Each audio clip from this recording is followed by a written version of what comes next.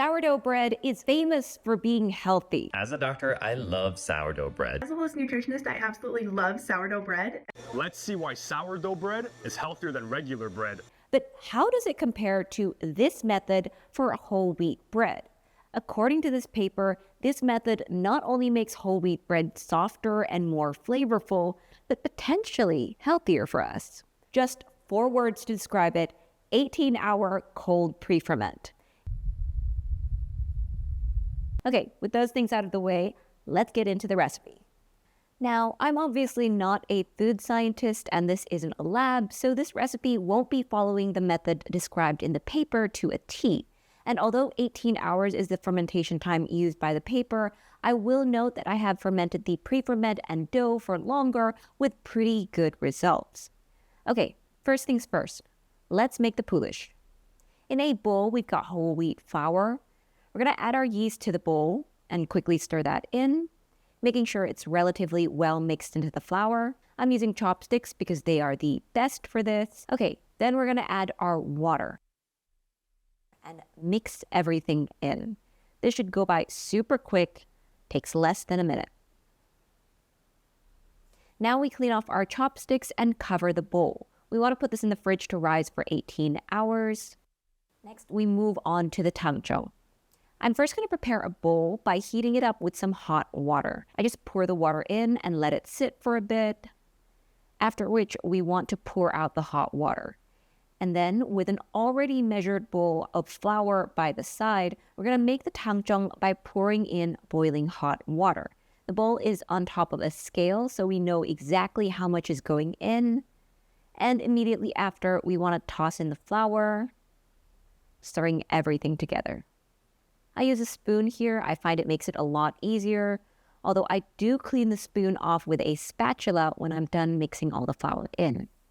And we cover the bowl before putting it in the fridge next to the Poolish, leaving them both overnight. All right, 18 hours later, we can make the bread dough. These are our ingredients already measured out and ready to go. The butter has also been left to soften for a bit. I will be showing you how to mix this dough by hand, but you could also use a stand mixer for this if you wanted to. To mix the dough, we start with the Poolish, using a spatula to get it out and into the mixing bowl with flour in it, following it with the honey, salt, and milk. At this point, we're going to take a few minutes to combine everything before adding the Tangzhong and butter, just to develop some gluten first. I also like to knead the dough well by hand. This should take around 4 to 5 minutes until it becomes homogeneous like this.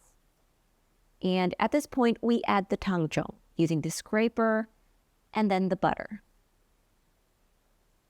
Now, the trick to getting everything mixed together quickly is to basically try to stuff the dough with butter and Tangzhong, kind of folding the edges of the dough into the center, putting them in, and then you can just knead the dough a bit. After about 4 to 5 minutes of this, you should have a dough that's somewhat come together. At this stage, you can continue to develop gluten easily using slap and folds. Basically, you lift the dough up and toss it down like this, allowing it to stretch and fold over a little bit before turning your hand and continuing. Once the dough looks much smoother and passes the window pane test, we can cover the bowl and leave it to bulk ferment for around 1.5 hours at room temperature so that it doubles in size. You might need to ferment for longer if you live in a cooler climate, although you could also put the dough into the fridge if you'd like to. After the dough has risen, we can divide it. Now from here, the recipe changes depending on what you want to make. For the first option, I'm going to show you how to make dinner rolls. Arguably the easiest option, we just divide the dough into 8. I'm using a scale to get perfectly even results. And then I pre-shape the dough by rounding them into balls. Just push the edges into the center and then roll with your palm. Repeat for all pieces. We let the dough rest for 15 minutes now. And while the dough is resting, we can line the baking pan we're using with non-stick coating. for coming back and shaping the dough. It's really the same thing as before, but we do want to make sure they are fully degassed here and much tauter and neater when we roll them into balls, tiny little balls. Then we put the shaped dough into the baking pan, repeating for all the pieces. After that, we cover the pan and let that rise for 1 hour, taking the time to preheat the oven to 175 degrees Celsius. They should become puffy like this. Then we bake the rolls at 175 degrees Celsius, bottom rack for around 20 to 25 minutes. If the top becomes dark, you can use parchment paper to cover it. And that's how you make these delicious, fluffy dinner rolls, healthy and filling without sacrificing taste. All right, moving on. Who doesn't love a good chocopan? Going back to our dough dividing stage, to make chocopan, we're going to divide the dough into two. Again, I'm using a scale to evenly divide it, and then quickly pre-shaping the two pieces into round balls like so. We cover the dough and leave it to rest for 15 minutes. While it rests, I'm going to line the Pullman loaf pan we're using with some nonstick coating. And when we're done with that and the dough has relaxed, it's time for shaping. First off, we roll the dough out into a wide oval and fold in the sides to make a long rectangle. Next, we want to extend the length of this rectangle using our rolling pin to really stretch it out and properly degas it. And when it's long enough, we're going to roll it up like this, starting from the top and moving back. We want to roll the dough up nice and tight, sealing the bottom if needed. We repeat this for the other piece of dough, following the exact same steps.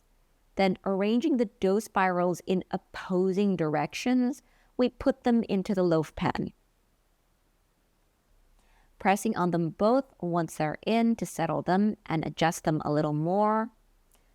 From here, we let the dough rise for another 1 hour or until they are just under the loaf pan's lid. While they rise, we preheat the oven to 190 degrees Celsius. And once the time's up, we bake the loaf at 190 degrees Celsius for 30 to 35 minutes. And we're done. That's how you make these fragrant, fluffy loaves of whole wheat bread that make for the perfect breakfast toast. Next up, we're making coffee buns and pita bread. This is a double batch, so I'm dividing all the dough into 12 pieces and then rounding them all into little balls. The coffee buns have butter inside, so to prevent the butter from leaking, I'm sacrificing one bun to make 6 smaller ones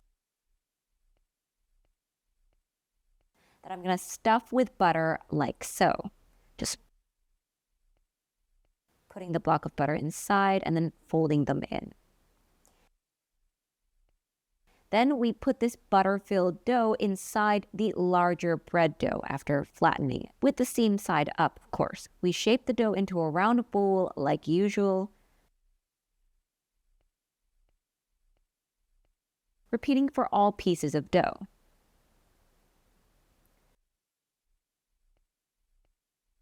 We let the dough proof for 1 hour on top of a baking pan lined with parchment paper. While it rests, we preheat the oven to 175 degrees Celsius and prepare the cookie batter for topping the bread. Very simple recipe. I'm making 2 flavors here, matcha and coffee. This part literally just calls for mixing things together.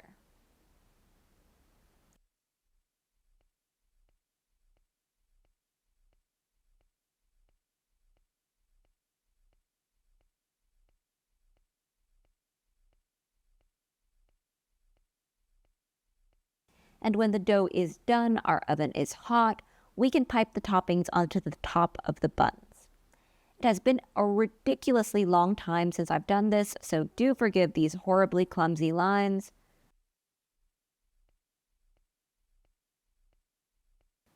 When all the dough is topped, we bake the buns at 175 degrees Celsius for 25 to 30 minutes.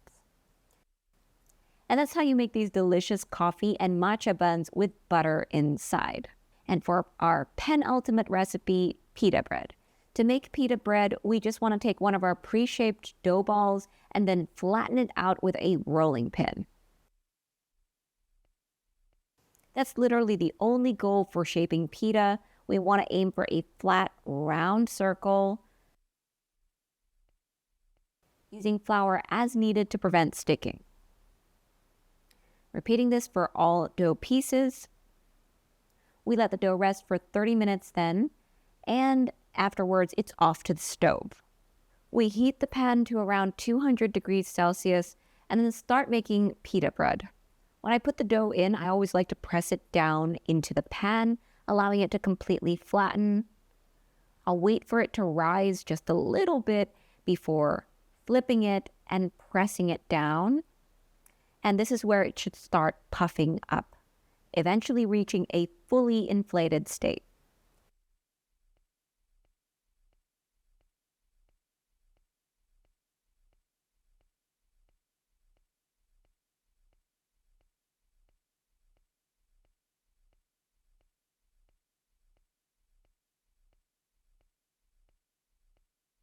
After it's fully puffed up like that, we want to flip it again and cook for another 1 to 2 minutes on the other side, and it should be done. Pita bread is hands down one of my favorite ways to use this dough, and it's always so fun to watch the bread rise.